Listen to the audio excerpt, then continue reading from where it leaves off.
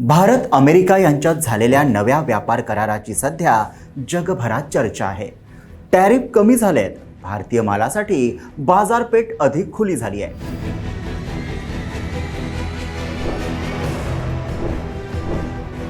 पण सगळ्यात महत्त्वाचा मुद्दा असा आहे की या करारात सरकारने शेतकरी आणि दुग्ध उत्पादकांच्या हितांचे संरक्षण कसे केले, व्यापार वाढवतानाही शेती आणि दुग्ध क्षेत्र सुरक्षित कसे ठेवले गेले।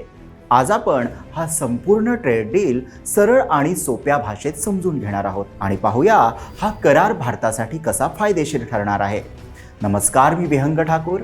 भारतामध्ये शेती म्हणजे केवळ व्यवसाय नाही, ती ग्रामीण जीवनाचा कणा आहे आणि कोट्यावधी कुटुंबांचा उदरनिर्वाह आहे। आजही देशातील निम्म्याहून अधिक लोकसंख्या थेट किंवा अप्रत्यक्षपणे शेतीवर अवलंबून आहे। भारतामधील शेती प्रामुख्याने छोट्या शेतकऱ्यांवर आधारित आहे, कुटुंब केंद्रित आहे आणि ग्रामीण भागातील रोजगाराचा मोठा आधार आहे। तर अमेरिकेसारख्या विकसित देशांमध्ये शेती मोठ्या कॉर्पोरेट कंपन्यांच्या हातात आहे। तेथे प्रचंड प्रमाणात यांत्रिकीकरण झालंय आणि सरकारकडून भरघोस अनुदान दिलं जात आहे। म्हणूनच भारतासाठी शेती पूर्णपणे मुक्त ठेवणं धोकादायक ठरू शकतं। यामुळे देशातील शेतकरी आणि ग्रामीण अर्थव्यवस्थेवर नकारात्मक परिणाम होऊ शकतो। अमेरिका, युरोप आणि ऑस्ट्रेलिया सारख्या विकसित देशांकडे शेतीमालाचे मोठ्या प्रमाणात उत्पादन होते।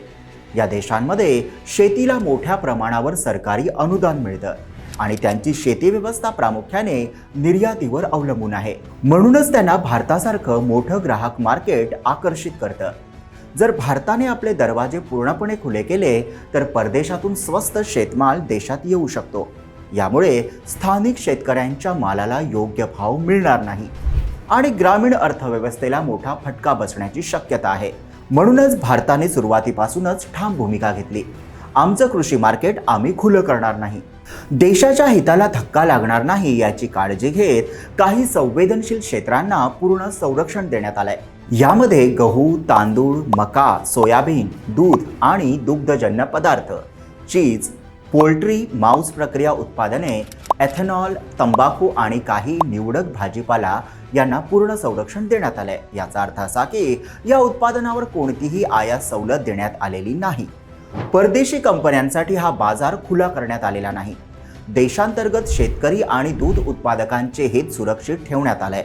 सरकारचा संदेश स्पष्ट आहे, व्यापार वाढेल पण शेतकऱ्यांचं नुकसान करून नाही। तर आता अनेकांना प्रश्न पडतोय की ट्रेड डील म्हणजे नेमकं काय?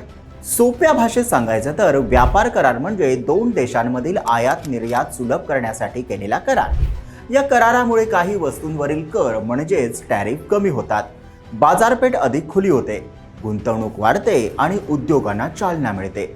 भारत आणि अमेरिका यांच्यात झालेल्या अंतरिम व्यापार करारामुळे भारतीय उत्पादनांसाठी अमेरिकेचा मोठा बाजार खुला होणार आहे। सरकारच्या मते यामुळे भारतीय निर्यातदारांसाठी जवळपास $30 ट्रिलियन बाजार उपलब्ध होणार आहे। याचा थेट फायदा MSME उद्योगांना, हस्तकला कारागिरांना, वस्त्रोद्योगाला, औषध निर्मात्यांना आणि तरुण स्टार्टअप्सना होणार आहे। काही लोक म्हणतात भारत अमेरिकेपुढे झुकला, पण वास्तव वेगळंच आहे। या करारात शेती क्षेत्र खुलं केलेलं नाही, दुग्ध क्षेत्र पूर्णपणे सुरक्षित ठेवण्यात आलंय, भारताचं राष्ट्रीय हित जपण्यात आलंय आणि टॅरिफ कपात प्रामुख्याने औद्योगिक क्षेत्रांपुरतीच मर्यादित आहे। म्हणजे काय तर भारताने हा सौदा स्वतःच्या ताकदीवर केलाय। हा करार कोणत्याही दबावाखाली नाही, तर भारताने स्वतःच्या अटींवर स्वतःच्या हितासाठी केलाय। तर भारत अमेरिका व्यापार करार म्हणजे उद्योगांसाठी संधी, निर्यातीसाठी नवा मार्ग आणि रोजगारासाठी नवीन दारे खुली होत आहेत। आणि सगळ्यात महत्त्वाचं, शेतकरी आणि दूध उत्पादकांच्या हिताशी कोणतीही तडजोड नाही। तुम्हाला हा करार योग्य वाटतो का? कमेंटमध्ये तुमचं मत नक्की लिहा। व्हिडिओ आवडला असेल तर लाईक करा, शेअर करा आणि आमच्या YouTube चॅनलला सबस्क्राईब करा।